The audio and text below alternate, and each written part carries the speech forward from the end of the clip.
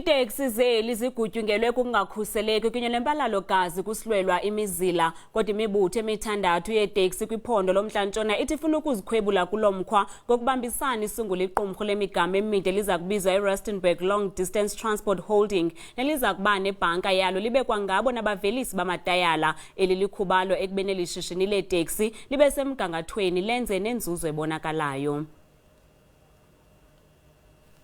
Babekwa amabala ngamabala kodwa njengaye wonke ubani aboshishino lweeTaxi bavuka ngentseni beyokusebenzela iintsapho. Olushishino lulawuleka nzima njengoko lungabhaliswanga.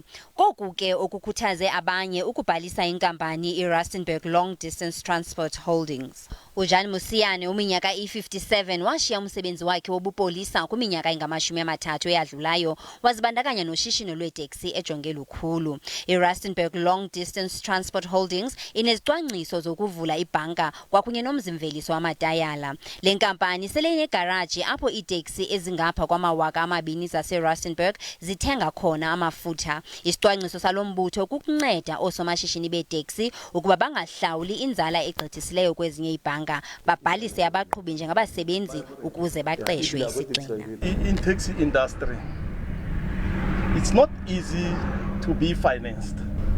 The most important thing about our bank is our cars are no longer going to be repossessed. The system of management of a vehicle is going to be more safer, cheaper, as we do have the bank which belongs to the group itself. We need benefits as drivers. So Rustenburg Transport Holdings, as it has been formed, it will benefit us as drivers. Salary advisors will have salary advisors. Okwangoku ibhanka eza kuvulwa le nkampani iza kuxhamlisa aboshishino lweeTaxi kunye nabasebenzi babo kuphela.